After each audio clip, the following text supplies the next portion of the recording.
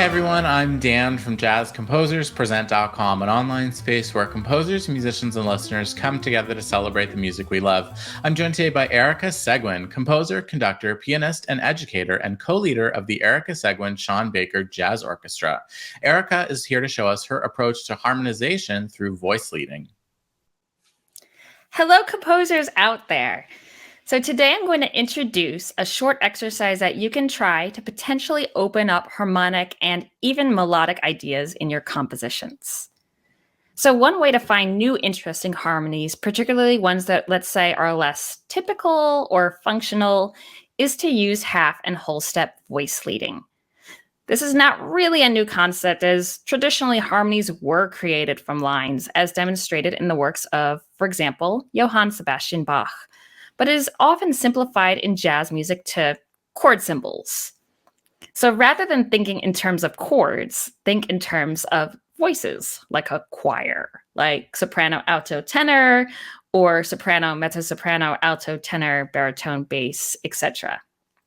So many wonderful classical composers, actually a lot of my favorites, particularly of both the Romantic and neoclassical eras, such as Rachmaninoff, Scriabin, Ravel, and Chopin, often create interesting harmonic progressions using a technique like this, whether they are conscious of it or not.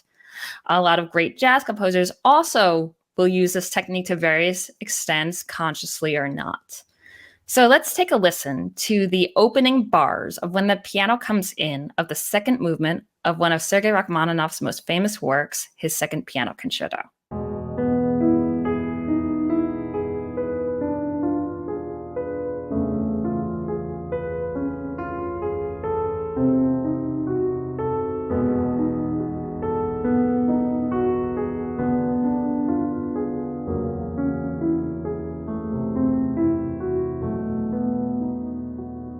So one exercise I like to do with both my piano and composition students, and you can try yourself, is to start with, let's say, 3 to 5 voices in the chord. And if this is your first time, I would recommend starting with 3 voices. It's a great way to begin. Then you make a rule where the notes can only either move by half step up or down, whole step up or down, or stay the same, which is known as oblique motion. So here is one example I created.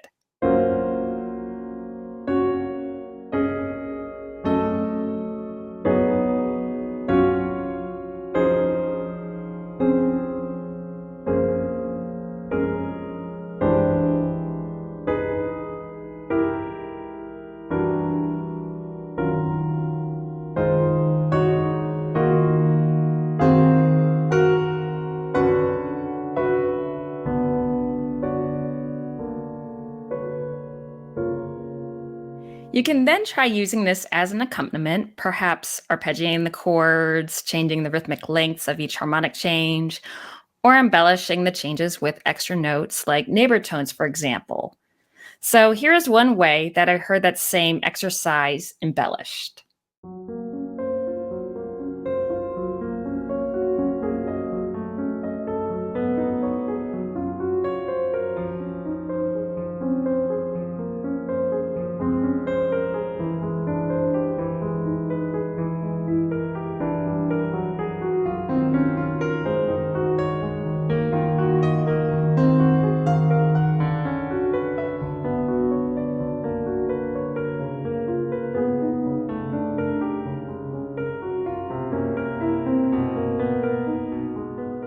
So one next possible step from here could be, for example, to record the accompaniment you made and then play it back on loop freely while freely singing melodies over it to come up with compositional or song ideas.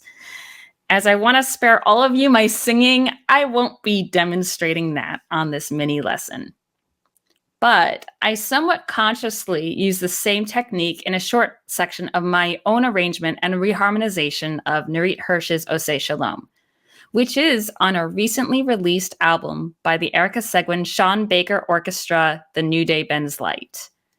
When originally creating this arrangement, I was more thinking in terms of mood and space, but since I experimented with this technique a lot in the past, it naturally made its way into my arrangement, and particularly the piano part. And this seemed perfect for the space that I wanted to create. Ose Shalom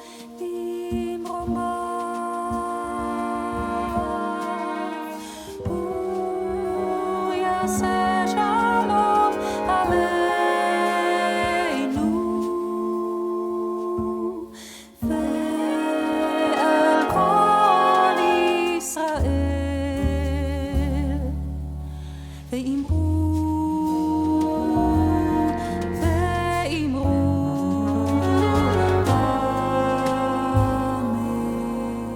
So I just wanted to share an exercise that I've been using for years in my compositions and arrangements and with my students, and I hope that this will inspire you to expand your own harmonic palette. So take care and happy writing! Thanks for watching today's mini lesson. Be sure to like, share, and subscribe. Drop any questions, comments, or suggestions for future videos down below. To watch our full-length events and participate in live Q&As with our presenting artists, head to jazzcomposerspresent.com. Thanks, and we'll see you next time.